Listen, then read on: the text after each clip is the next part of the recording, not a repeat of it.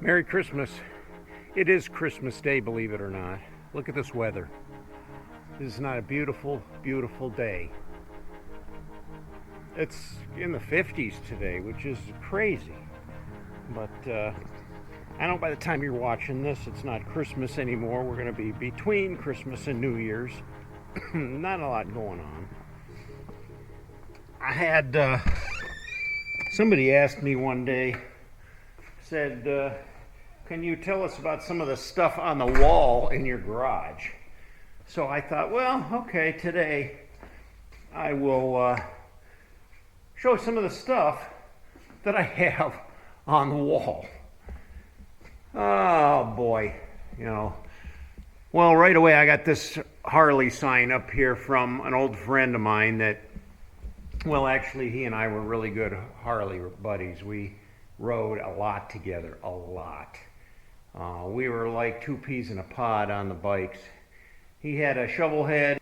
He also had a road glide.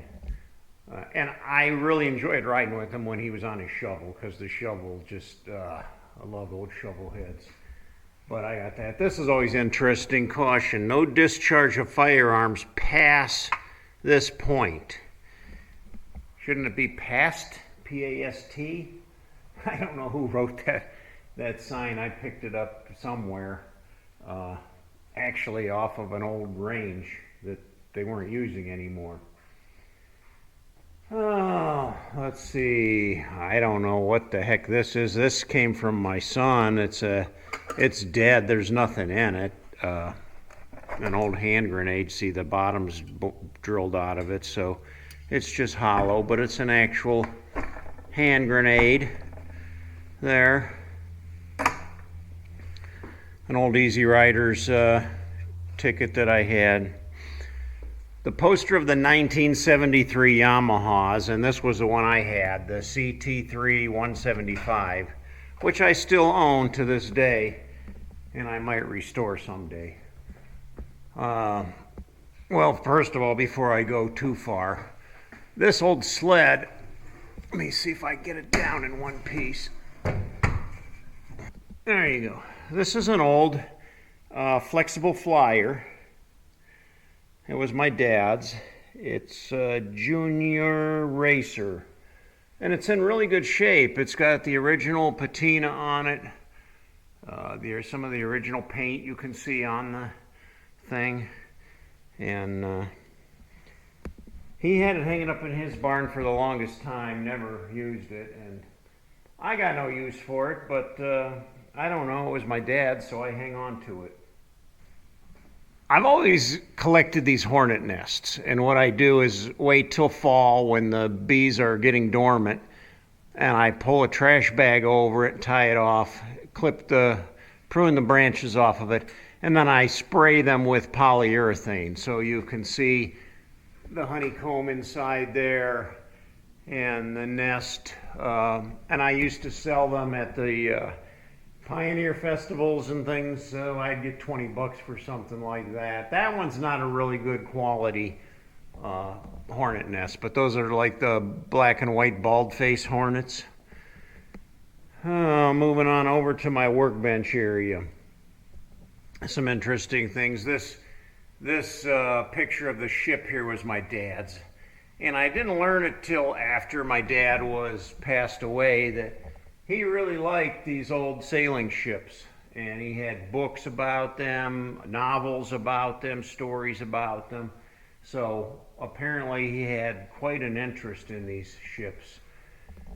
When I retired, the guys made me this plaque, and they also made my first timesheet out of a piece of shale. They made it look like a prehistoric thing there. A sign that I picked up from the parks that I used to work at, and it's no longer called Akron Metropolitan Park District. This is probably from the 1920s, this actual sign right there. I had this in my office at work. It's just one of those automatic picture players. It just keeps repeating. You can put a little flash drive in there with whatever pictures you want. It just keeps playing them over and over again. A buddy of mine made this old candle holder. He was a buckskinner, and he camped out on my back 40 one day. I set up his buckskinner camp back there, and he used that for his light. Problem was, he never tore down his camp, and he took off and went home, and his camp stayed there for almost a year. And I kept telling him, if you're not coming back, you need to, get rid of this. Take your tent down, put it away. And he never did. And the tent started to, get full of spiders and rotted and everything. And that was hanging back there on a tree, so I ended up with it. Of course, the Sturgis poster that I picked up one year out in Sturgis. This drawing here is actually one of mine that I did in 1972 probably. It's just a little ink sketch that I did way back in the day. And I think I was inspired from this Lichter photo of the city park in Sturgis in the early 70s. I love this picture. I just think it's really cool, this poster. Moving down here is another picture that I drew. It's a pencil sketch. And the neat thing about this is a 1947 knucklehead. It's a 74 FL. And the interesting thing is, I think it looks a lot like my bike. Although this one doesn't have a windshield, and it does have a jockey shift on it. The 47 Knuckles did have that. Mine doesn't have the jockey shift, but the style of the bike is very similar. I think if you were to put saddlebags on this one, you'd say, wow, Itchy, that looks like your bike. Interesting that I did that back in the 1970s, long before I owned that. So, let's see, the old Buzzard Day thing. I grew up in Hinckley, Ohio. So every year in March they have the Buzzard Day, where the buzzards come back to Hinckley like the swallows to Capistrano. They serve pancakes at the elementary school, sausage, and they have demonstrations with the park personnel where they actually have real buzzards and they talk about them and tell you all about them, and you can watch the buzzards roosting in the trees. I always get a lot of controversial comments about my Hells Angels posters here, and they used the club members used to come into our clubhouse, and they used to post these up for us to attend their parties with them. Although I was never a member of the Hells Angels. These are just there strictly for memory for me, for good memories from going way back. I did know some guys that were in the club, but other than that, I had no affiliation to the club specifically. Some posters that I had gathered over the years, and bumper stickers and things. More posters. I got a little plate I got from one of my viewers. Appreciate that. This plaque up here used to be in my locker at work, and now it hangs up in my garage. The metal signs were gifts for either Christmas or birthdays or something. My wife was always good about grabbing me a sign, and I like to collect the metal signs too. So moving on down the road, I've got this Harley Davidson hard hat.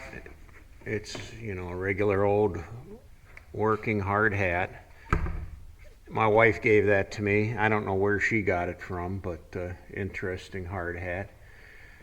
Some more metal signs. The puzzle that I built. Neat thing about these puzzles is, and I love doing puzzles in the heart of winter, probably coming up next month, February, March, when it's unsuitable to be outside. We get a lot of crappy weather. I'll go to the craft store, I'll buy one of these puzzles, something that interests me.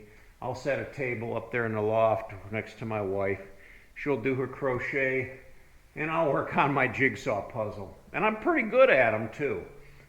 I don't go by shape, I go by color and textures and patterns, and I'm able to throw these pieces together pretty quickly.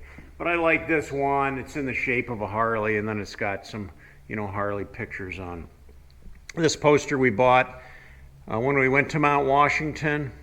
I actually rode my Harley to the top of Mount Washington, so this bike climbed Mount Washington, and I didn't put that on my motorcycle, but that's where it came from. We also drove there. I took V up there. We drove her car up there, so I got this car climbed Mount Washington, and that's when we bought the poster. But it's one of the coldest places on the eastern seaboard, Mount Washington, and in the winter months, the wind is so fierce up there, the wind chill, and you see how the ice just freezes from the wind blowing. And they had parked this motorcycle up there and just left it sit to see what would happen with the wind and the ice forming on it, and it made a pretty cool picture. Another Harley puzzle that I built, another puzzle of Mount Washington, where this picture was taken. The Mount Washington area, of course. That was a pretty cool puzzle to build. Got some old plates off of our cars and other things. This poster here has a special meaning to me because there was a time in my life when things were looking really, really bad. It was probably the turning point in my life. And there's a story in it all to itself, but I was home alone one night, and I just walked outside, and it was in the late fall. It was a cold, brisk evening, and the wind was blowing. The clouds were up in the sky. It was dusk, and in the clouds, I can tell you that I saw this vision, and it was almost identical to this picture. And it just blew me away. Whatever meaning visions have, I don't know, but and some people, they doubt my story. That's fine. That's why I have it, if you want to know, because that's similar to what I saw. Another poster, a puzzle poster that I got. And how do I get these together like this? Well, if you go to the craft store, they got this stuff called Mod Podge. And it's you can buy in a little bottle, you can buy it in a big jug. It kind of reminds me of Elmer's glue because it's white and it dries like Elmer's glue. But after you get your puzzle done, you just paint the whole thing with this Mod Podge, and it dries and it glues all the pieces together permanently, so it makes it into a poster. Interesting. Another puzzle I built of the Wild West, so it's got a lot of little fine detail in it, Wyatt Earp, Bill Hickok, and it goes all the way around. Billy the Kid, Jesse James, Geronimo, the Lewis and Clark expedition. It's interesting, as you're building it, you see all these little details and read into it. And last of all, there is an acrylic painting that I did when I was a kid. When I was just a kid, I painted this. I think you can even see my signature there in the corner. Yeah. So, didn't have any place to put it, anything to do with it, so it ends up out here in the garage. So there you go, guys. That's everything I can show you that you may be interested in. Maybe you're not interested in any of it, but that's what's on the walls of my garage. And as time goes on, I'm sure there will probably be more that goes up on the walls of my garage. Well, until next time, guys, I hope to keep you entertained with many more stories, real life situations, hopefully camping, hiking, whatever we do. V and I are more than happy to keep you guys entertained. Give me a thumbs up, share it with your friends. Please subscribe if you haven't yet. And until next time, guys, I will catch you later.